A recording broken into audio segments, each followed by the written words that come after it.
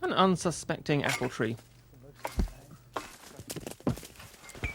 A cider maker. At this time of year, many apples fall quite naturally, but many more are shaken down, sometimes by getting up into the tree itself.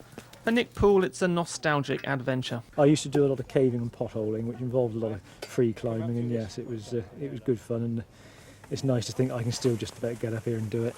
Nick runs a building firm. It's hard work, and so is cider making. Well, this stage of it is quite hard work, I suppose, just bringing in the apples, but when you've got a nice afternoon like this, there's something very satisfying about seeing a tree full of apples and picturing the amount of juice that's going to come out of them. And when they're in good condition like these apples, it gives you a great sense of pleasure seeing them. And what better thing could you be doing on a sunny afternoon than this? But this is only the first stage, of course. The second stage, of course, is turning all these apples into cider.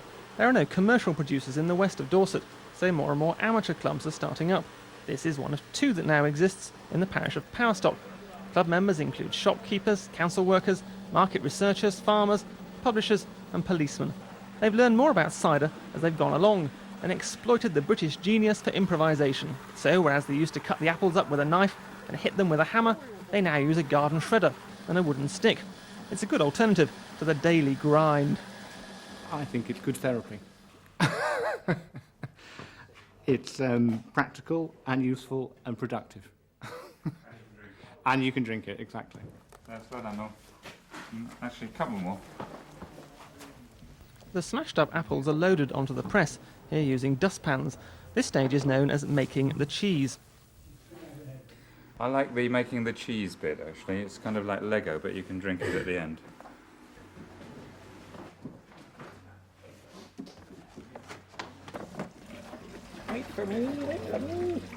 The press was built by Nick Poole, and an engineer who used to mend tractors.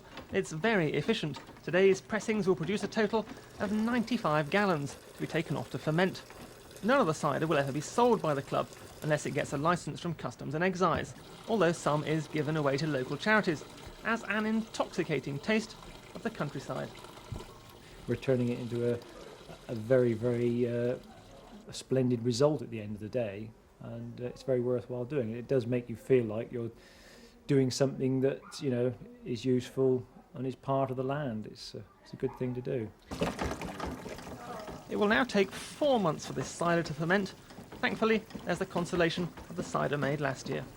I don't think as long as I live I'll ever get to the bottom of making the perfect cider, but I just make, and we all make here, the cider that we like to drink, and it's about as far as we can go, but it's a very big subject to tackle.